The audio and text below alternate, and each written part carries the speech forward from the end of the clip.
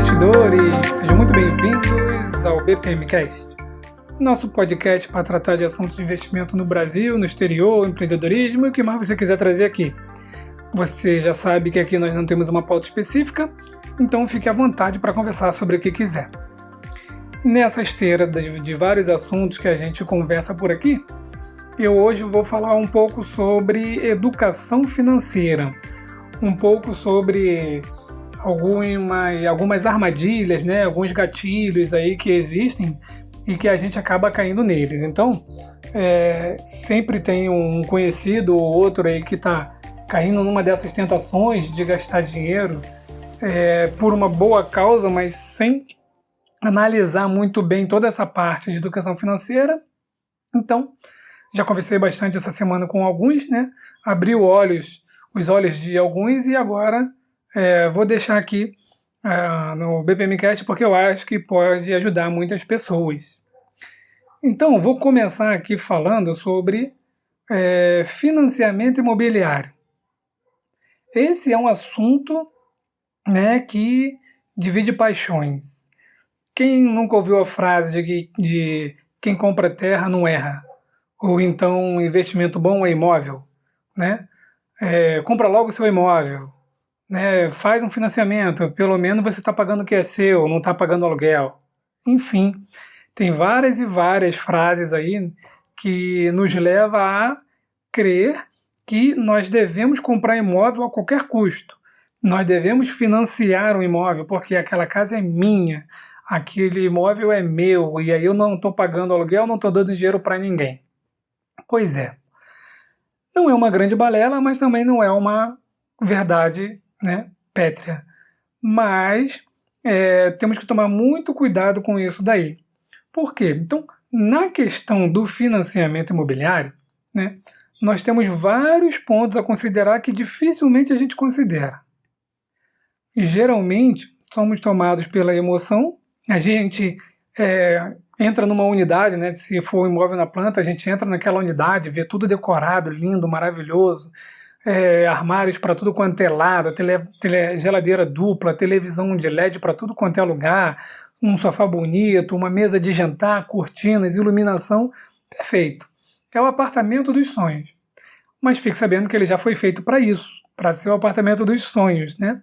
E aí a gente acaba que assina lá o contrato e passa a pagar uma prestação que às vezes não cabe no nosso bolso, ou até mesmo a prestação cabe no nosso bolso, mas o prazo que a gente vai ficar pagando aquele imóvel é muito grande, né? E aí a gente paga muitos juros. E também, obviamente, nesse longo tempo aí, a gente tem aí outras coisas pelo caminho, e que são armadilhas, mas a gente não pensa, porque estamos tomados pela emoção e a gente quer aquele imóvel do jeito que a gente sonhou. Pois bem, então olha só, preste atenção para você que quer comprar um imóvel. Nós estamos vendo agora algumas condições diferenciadas para a compra de imóveis. Na verdade, a gente já vê isso há muito tempo. Tivemos aí o boom imobiliário lá desde 2010, né? Depois ele deu uma... 2010? Não, antes até, acho que 2008. Depois ele deu uma descida e o boom imobiliário diminuiu. E depois ele deu uma estagnada, deu até uma melhorada, né? Mas agora deu uma estagnada de novo por conta da pandemia e a gente já começa a ver um pouquinho uma nova crescente aí da venda de imóveis e dos financiamentos. Então é um negócio muito cíclico. E quem é que não tem um amigo, um exemplo, alguém que vai falar assim, não, eu conheço uma pessoa que comprou o imóvel por 200 e vendeu por 750? Ou então aquela que, não, eu tenho um apartamento que eu paguei 200, mas hoje ele vale 1 milhão. Quando falam isso para mim, a primeira coisa que eu falo é, vale 1 milhão? Bom, então vende. Vende agora para ver se vai vender por 1 milhão, né? Então uma coisa é aquele preço que a gente imagina que tá.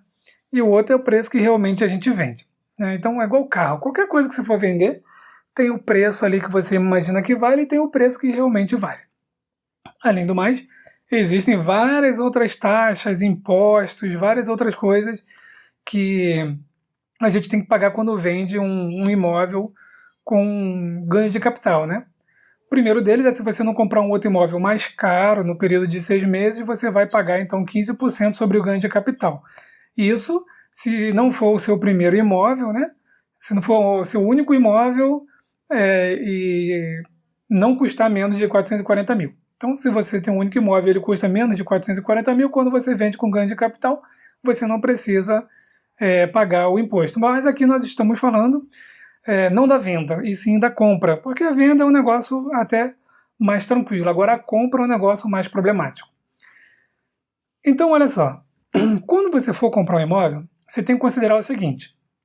Por enquanto, esquece a taxa de juros que eu vou comentar já já. O que você tem que pensar? Primeira coisa, quando eu estou morando de aluguel, eu tenho algumas desvantagens. Quais são? Primeiro, o imóvel não é meu. Então, estou morando no imóvel, estou pagando um aluguel, o valor daquele aluguel vai todo para o proprietário do imóvel, né? Então, entre aspas, tá? Não estou pagando o que é meu para morar, estou morando, e se o proprietário quiser o imóvel, ele tem que me pedir e eu tenho que sair. Isso é um problema gravíssimo aí nessa parte, né? Mas, em compensação, tem algumas vantagens, como, por exemplo, quando você paga um aluguel, você só paga o aluguel, o condomínio, obviamente, e o IPTU. Qualquer benfeitoria, qualquer problema que dê no apartamento, é o inquilino, é o proprietário que deve consertar, que deve arcar com esses custos aí. Então, você... já aconteceu comigo, tá? Então, o piso do banheiro soltou. Então, eu tenho que comprar o piso, porcelanato, contratar o pedreiro, ir lá e trocar. O inquilino, ele só tem que morar, ele só vai reclamar, vai passar por um transtorno ali de uns 3, 4, 5 dias para arrumar, mas até se fosse na casa dele, ele também passaria por esse transtorno. Então, esse daí é um dos benefícios. Mas o grande problema, né, que as pessoas comentam entre comprar ou alugar é porque quando você paga o aluguel, parece então que você está dando dinheiro para aquela pessoa, você está jogando aquele dinheiro fora. Mas na verdade você não está jogando dinheiro fora, né? Aquele dinheiro do aluguel, ele é praticamente a mesma coisa que você joga fora no financiamento com os juros, tá bom? Então, eu vou explicar um pouquinho mais detalhado isso daí já já. Quando a gente não perder aqui o raciocínio, então continuando das vantagens e desvantagens, né? Eu falei aqui que a desvantagem é que você pode ter que sair do apartamento, do imóvel, a hora que o proprietário pedir, né? E também você não está morando no que é seu, no seu sonho. Em compensação, você pode estar juntando dinheiro, né? E as vantagens é que você mora lá e também, se você enjoar, você pode se mudar a hora que você quiser, né? Se não tiver multa no contrato, então você se muda, e se tiver algum problema, você não precisa arrumar o apartamento, quem tem que arrumar é o proprietário. Existem algumas exceções de alguns conflitos aí entre inquilino, né, e proprietário, mas enfim, nós estamos falando do normal. Quando você compra um apartamento, o que tem que considerar que poucas pessoas consideram? Primeiro, todas as taxas que tem que pagar. Então tem que pagar taxa no cartório, tem que pagar ITBI, tem que pagar BIT se for na planta, tem que pagar um monte de taxa. Mas o banco vem e te oferece o quê? A facilidade de financiar as taxas. Só que quando você financia todas as taxas, você está financiando por 30 anos, se você financiar o imóvel por 30 anos, você está financiando taxas. Você está pagando juros de taxa. Então, uma taxa de R$4.000. Não, coloca aí junto da prestação do imóvel e divide, que eu não vou nem sentir. Você não vai sentir, mas você vai pagar 2, 3 vezes o valor da taxa. Tá? Então, esse é um ponto a considerar. A gente acaba jogando dinheiro fora, pagando taxa. Um outro ponto a considerar é o quê? É que quando você vai morar num imóvel que é seu, ou seu sonho, você entra e não está satisfeito. Se for um imóvel na planta, você entra e aí você tem que mobiliar. Aí o que você faz? Não, eu quero um projetinho, chama o arquiteto. Aí o arquiteto já cobra um valor, aí você já olha, pô, ficou legal isso aqui, contrata o pedreiro, vai lá, compra o material e aí faz mais prestações. Que ninguém tem o dinheiro assim para mobiliar o apartamento à vista. Se você tiver, então você está fora desse assunto aqui, porque é exatamente isso que eu quero trazer. Tá? Se você tiver programado para fazer isso, tiver com dinheiro separado, aí você pode comprar um imóvel que você não vai passar por isso. Mas a maioria das pessoas não se programam e passam por isso. Então, eu já vi várias pessoas que querem comprar um imóvel, vai lá, compra o imóvel, financia, entra num apartamento oco, feliz da vida, foi até onde podia. foi até o limite da prestação que podia pagar. Só que agora tem que colocar armário, agora tem que trocar o piso, agora tem que comprar uma televisão nova, uma geladeira, tem que comprar um quadro para embutir a televisão, quer fazer uma iluminação nova, né? O sofá que tinha era velho, então vai aproveitar para trocar o sofá. Enfim, tem um monte de outras coisas que vai gastar. Aí começa a fazer novas prestações, daqui a pouco não tem mais dinheiro para pagar tudo e acontece, inclusive, de ter que devolver o apartamento, entrar aí numa... como é que se fala? Num leilão, né? Enfim, aí o problema está feito e aí eu começo o desespero, tá? Esse é um ponto. Outro ponto importantíssimo a tratar é o que? Em 30 anos que você vai financiar um imóvel, muita coisa pode acontecer. Se você não for um funcionário público, principalmente federal, porque até os estaduais ficaram sem receber salário, em 30 anos muita coisa pode acontecer, inclusive você ser mandado embora e não conseguir pagar a prestação. Esse é um outro problema, então, que a gente tem que pensar, tá? E por fim, o maior problema é os juros que a gente paga. Então, olha só, se você parar para analisar, a gente vai pagar, se você pega uma prestação, por exemplo, de R$1.000, em torno de R$600 é juros e em torno de R$400 é amortização. Isso está exposto lá em todas as simulações de financiamento que você fizer, tá bom? Então entra lá no Banco do Brasil, na Caixa, no Santander, no Bradesco, no Itaú, onde você for, você consegue ver. Aí você tem que pagar os juros, uma taxa de administração, taxa de boleto, olha só, né? Tudo online hoje em dia, você paga R$25 aí pelo boleto, e ainda é obrigado a pagar um seguro, que é esse seguro justamente que vai, né, cobrir o problema do desemprego, né, um problema de incêndio, enfim. Então você tem que pagar esse seguro que vai gerar em torno de R$100 mensal. Então é mais coisa que tem que pagar, né? E aí, no final das contas, se você não tiver planejado tudo isso, você vai ficar com uma dívida muito grande, vai ficar apertado. Aí, no longo dos meses, ao longo dos anos, você vai precisar trocar de carro, porque o carro fica velho, vai precisar de manutenção, é mais uma prestação ali, outra aqui. Aí o apartamento já tem 10 anos, você ainda falta pagar 20 anos, só que aí tem um retrofit, tem uma prestação extra, adicional ali para melhorar o condomínio, ou então no seu próprio apartamento soltou o piso, você tem que trocar, deu um problema, enfim. Sempre tem algum gasto pelo caminho, então é por isso que tem que ser muito bem planejado. Tá bom, BPM, falou aí um monte de coisa, mas eu já estou envolvido pela emoção e eu quero comprar o apartamento agora porque o gerente do banco disse que agora é o momento para comprar o apartamento. Pois bem, se você tiver com tudo planejado, ou então, mesmo que não tenha, mas eu quero comprar o imóvel exatamente e agora, eu vou te dar uma dica aqui, que é uma dica aberta aí a todo mundo, tá aí na internet, né? Que é como fazer o financiamento imobiliário. Então, olha só, quero primeiro dar um alerta aqui. A Caixa Econômica Federal, que sempre teve um dos menores juros, ela agora não está com menor juros, tá? Então, na Caixa Econômica Federal, você pode fazer um financiamento, né, um crédito imobiliário com taxa de juros fixa, tá bom? Ou uma taxa de juros atrelado ao IPCA. E o que é ruim a taxa de juros atrelada ao IPCA? É ruim porque o IPCA hoje, vamos colocar ali, né, variando aí de 2,5 a 3,5, né? O arroz aí é o vilão agora da inflação, né? Então a inflação está subindo, aí as mídias jogam com os números, né? Então a inflação está, vou dar exemplos aqui, tá? A inflação está 2%, aí ela sobe para 2,4%, né? Pronto, a inflação subiu, aí eles fazem o cálculo, né? Porque vamos botar que a inflação subiu para 3%. Então, a inflação saiu de 2 para 3, aí a mídia vai lá e coloca assim, inflação sobe 50%. Claro, subiu 50%, mas ela não está em 50%. Mas nós já tivemos inflação muito alta, 12%, 13%, 14%.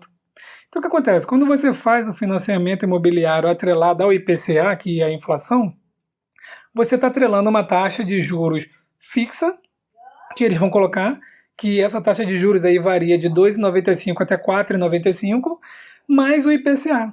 Então, olha só, eu vou arredondar aqui para 3 e para 5, tá?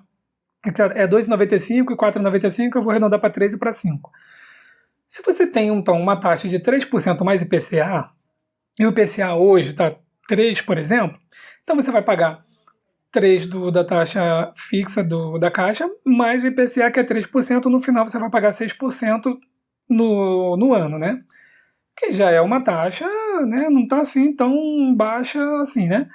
Em 2013 eu cheguei a financiar imóvel a 7,7 o efetivo total. E se for na taxa de juros de 5, então 5 e aí o IPCA está 3, você vai pagar 8% ao ano, tá bom? Bom, beleza, mas aí 6% até que está dentro da ideia. Mas e você vai financiar por 30 anos, por 20 anos, por 15 anos que seja, ou até mesmo por 10 anos que seja. Imagina, então, que num futuro próximo venha eleições e aí troca o governo. Entra de novo um governo de esquerda, um governo que imprima mais dinheiro, aumente a inflação, aumente a máquina pública, não continue com as reformas, aumente aí o concurso público, enfim, que gaste muito mais dinheiro. A inflação vai subir, o IPCA vai subir. Imagina então que você atrelou lá a taxa de 5% mais IPCA, mas o IPCA subiu para 10%, igual a gente já teve. Então você vai pagar 15% ao ano. Então quando você contratou no momento bom da economia, no momento que a taxa de juros estava mais baixa. No entanto, essa taxa de juros aí da inflação subiu, né? E aí você vai pagar lá na frente um valor muito alto e isso pode comprometer todas as suas finanças. Então, tem que ficar muito atento a isso. Então, o crédito imobiliário IPCA da Caixa, eu não acho muito interessante para o momento. Em compensação, não ganho nada nem da Caixa, nem do Itaú, nem de ninguém. O Itaú, sim, está com um crédito um pouco melhor. Tá? Então, vou retomar aqui.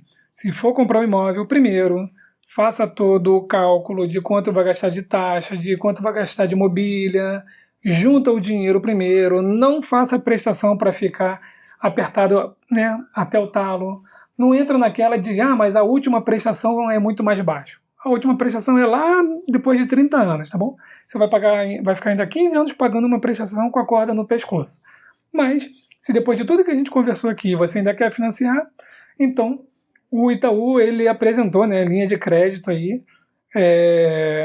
de R$ 3,99, mais a variação da poupança. Então, olha só, por que eu acho aqui melhor?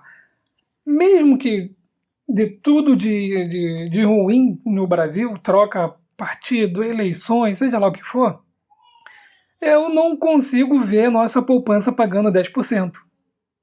Eu consigo ver o IPCA até em 15%, mas a poupança eu não consigo ver em 10%, também porque ela tem uma limitação de acordo com a nova regra, né? Que é 6 e alguma coisa. Então, se você for financiar, dê preferência para fazer um financiamento atrelado à poupança, que é o caso do Itaú. Tá? Então, a poupança paga 2%, 3%, 4%. Então, mesmo que o juros suba muito, então você tem lá 3,99 mais 4% da poupança, isso vai para 8%. Mas para a poupança pagar 8%, né, é porque também pagar 4%, 6%, é porque o negócio, o juros subiu muito, né, porque o negócio está ficando realmente feio para o Brasil. Mas enfim, o que eu quero trazer para você na hora de fazer um financiamento imobiliário, pensa muito bem, coloca tudo numa planilha de todos os gastos. E se ainda assim for fazer, não se empolgue com o gerente do seu banco. Faça uma simulação em todos os bancos. Vamos lembrar sempre, né, que o gerente ele quer cumprir, quer bater meta, ele recebe comissão, enfim, é o trabalho dele. Então, não entrem nessa, não se empolguem, tá? Bota tudo numa planilha, seja racional e pense que você vai pagar isso por 10, 15, 20 ou 30 anos, tá? E aí isso pode comprometer toda a sua finança, todo o seu planejamento. Inclusive, vamos supor, você vai ter um filho ou 2 filhos, né? Vai ter muito gasto e ainda tem a prestação do imóvel. Enfim, Comente aqui o que vocês acharam sobre isso, se você tem imóvel financiado, se você acha que vale a pena ou não vale a pena, se tem algum outro tipo de financiamento mais em conta do que o do Itaú que está atrelado à poupança. E assim a gente vai construindo aqui e salvando algumas almas que de repente estão pronto para assinar um contrato de financiamento de 30 anos, mas que não viu a melhor taxa de juros, o melhor financiamento. Tá bom? Então, por enquanto é isso. Forte abraço a todos e até o próximo BPM Cast.